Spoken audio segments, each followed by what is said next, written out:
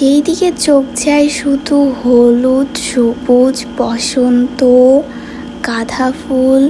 যেই দিকে তাকায় শুধু বসন্ত মেলা, বসন্ত উৎসব, বসন্তের শাড়ি, বসন্তের সাজ, বসন্তে সেজে ওঠা নারী, বসন্তে সেজে ওঠা পরিবেশ কতই না সুন্দর লাগে, তাই না? তো আমরা কেন সাজবো না, আমরা কেন মেতে উঠবো না এই বসন্তে? কেন না গাইস?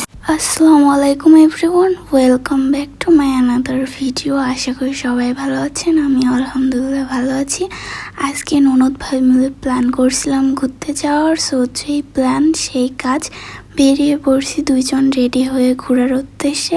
আর কোথায় গেছিলাম, কি করছিলাম, সব কিছুই থাকছে এই ভিডিওতে। সো ভিডিওটা না টেনে দেখতে থাকুন, ওয়াচিং ফর মাই ভিডিও। আর অনেকদিন বাইরে যাওয়া হয় না, তাই হুট করে প্ল্যান করলাম বাইরে যাব ঘুরতে। আর কুষ্টিয়া শহরে থেকে যদি তুমি ভ্রমণ প্রেমিক না হও, তাহলে তুমি কুষ্টিয়ার বাসিন্দাই না। সো আমরা কথা মতো দুই ননদ ভাবে মিলে রওনা হয়েছিলাম ঘুরতে যাইতে। কোথায় জানো? জেন গার্ডেনে। সো আমাদের যেমন ভাবনা তেমন কাজ, চলে আসলাম জেন গার্ডেনে। ওই দেখো জেন গার্ডেন দেখা যাচ্ছে।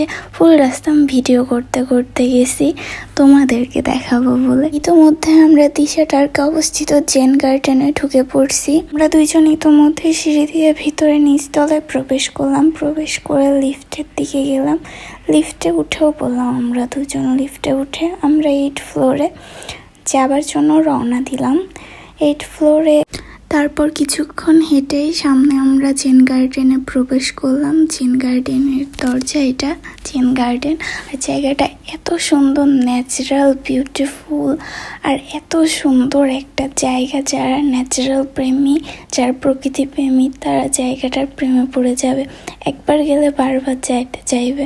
আমার এই দিয়ে 3বার যাওয়া শেষ অলমোস্ট। প্রবেশে চোখে মেলবে খুব সুন্দর সুন্দর ডেকোরেশন, পরিপাটি একটা পরিবেশ, নিরিবিলি, যা আপনাদেরকে খুব রিফ্রেশিং একটা মনোভাব তৈরি করবে। আমি ঘুরে ঘুরে ফুল জেন গার্ডেনের ভিডিও নিচ্ছিলাম, ক্লিপগুলো নিচ্ছিলাম। আজকের পরিবেশ এবং আবহাওয়া দুটোই অনেক জোশ ছিল, যার কারণে আমার পিক ভিডিও ক্লিপগুলো আজকে খুব সুন্দর আসছে।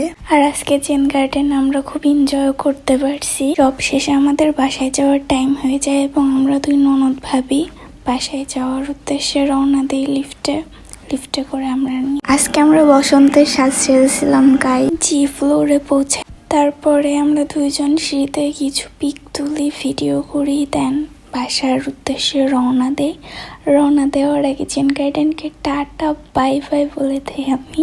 এবার সময় আমাদের দুইজনের ক্রেভিংস হয় ভাইরাল সরচা খাবার, তো আমরা রওনা দেই মজমপুর গেটে মামার ভাইরাল সরচা খাবার জন্য। তো আমরা ইতিমধ্যে পৌঁছায়ও গেছি। সর্বপ্রথম দোকানে ঢুকে আমার চোখ পড়লো মামার দুধের স্বরের ওপরে। এত সুন্দরভাবে দুধের স্বর হাসতেছে। তো মামাকে বললাম দুজনকে 2 কাপ চা দিতে। ভিডিওর সাথে সাথে চায়ের রেসিপিটাও শিখে নিলাম, বাসায় ট্রাই করা যাবে। ফার্স্টে মামা কাপগুলো খুব সুন্দরভাবে গরম পানি দিয়ে ধুয়ে নিল। ধুয়ে নেওয়ার মতো পর্যাপ্ত পরিমাণে চিনি দিল। আমরা বললাম যেহেতু আমরা চিনিটা একটু বেশি খাইতে পছন্দ করি, তো মামা চিনিটা একটু বেশি দিল। তারপরে পর্যাপ্ত পরিমাণে দুধ দিল, খাঁটি গরুর দুধ, ভাই ভাবা যায়। তারপর পর্যাপ্ত পরিমাণে দুধ দেওয়ার পরে চায়ের লিকার দিল, চায়ের পাতা দিল ভেতরে। চায়ের পাতা দেওয়ার পরে গরম পানি দিল, যাকে বলে চায়ের লিকার। হালকা পরিমাণে 2 কাপে চায়ের লিকার দিয়ে দিল। চায়ের লিকার মিক্সড করার জন্য ভেতরে একটা মেশিন দিয়ে দিল। মেশিন দিয়ে ধরে রাখলো, একাই মিক্সড হয়ে গেল। একে একে 2 কাপ চাতেই দিল মিক্সডের ওইটা,